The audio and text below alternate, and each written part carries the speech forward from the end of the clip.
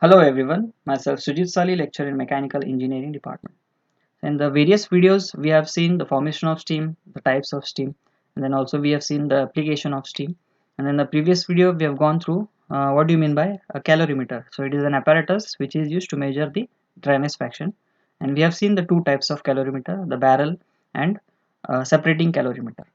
Same way, in this video, we'll be covering another two types of calorimeters. The first one will be going through throttling calorimeter, so how the dryness fraction is calculated in this apparatus, and same way we'll end this video by concentrating on the combined separating and throttling calorimeter. So first let's go through the throttling calorimeter.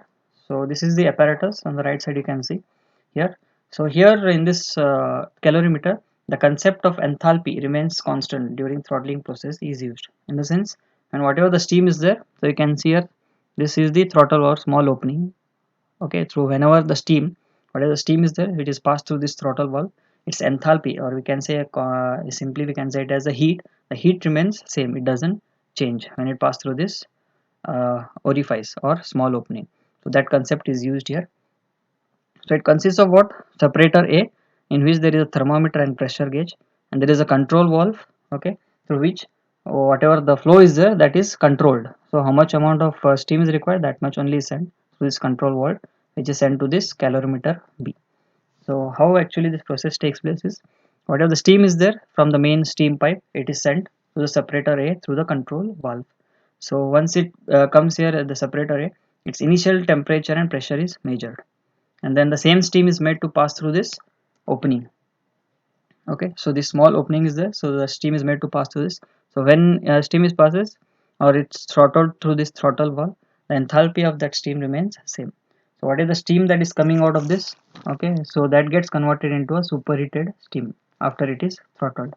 Okay, whatever the steam is there which has been converted into superheated steam is made to flow through this what we can say that calorimeter B. So when it comes here, its final temperature and pressure is measured. So again there is thermometer. Okay, so here using this thermometer, its temperature is measured here, the final temperature, and same way manometer is used to measure the pressure.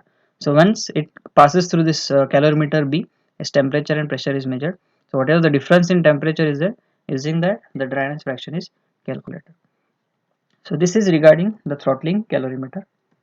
So now let's go through the last one, that is the combined separating and throttling calorimeter. Okay, so the name itself suggests that it is a combination of separating calorimeter and throttling calorimeter, right? So let's just concentrate on the concept, how it works. So here you can see here the two calorimeters are combined. So here only this part up to here, okay, you can see that the left side, whatever it is a separating calorimeter, and the right one here it is the throttling calorimeter. So how actually it works here, the parts again they remain same. There is a main steam pipe, there is a control valve to control the flow. Same way whatever the steam is there is made to impact on this perforated tube, right? So here whatever the wet steam is there, it is collected in the this perforated pipe or perforated tube.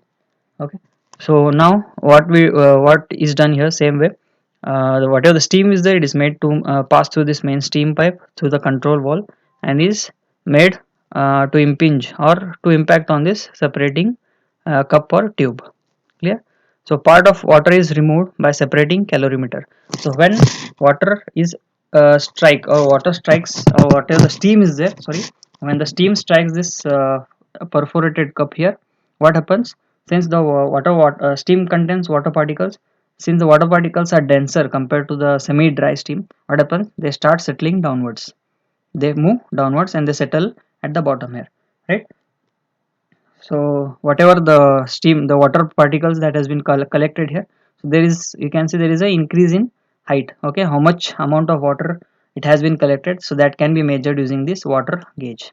Okay, so after that water gets separated from the semi dry, so only the semi dry steam is left here. Okay, so that once it impacts on this perforated tube, what happens? The semi dry gets separated from water, and that semi dry starts moving in various directions.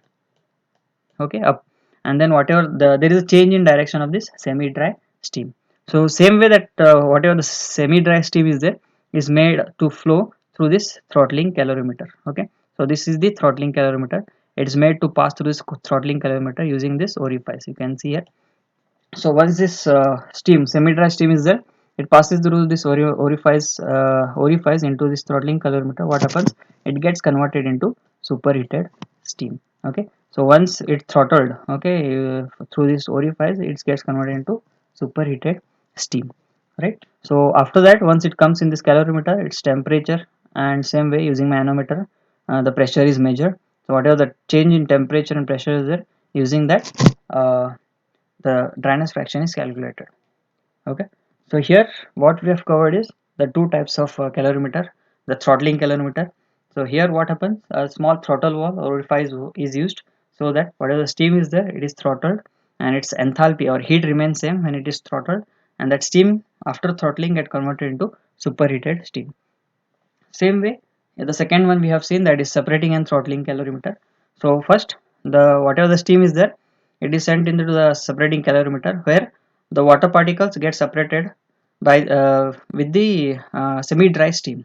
So whatever the, since water being denser, it gets collected at the bottom, and semi-dry steam flows through the throttling calorimeter through the throttle valve, and it gets converted in superheated steam, and that final temperature and pressure is measured, and dryness fraction is calculated. Thank you.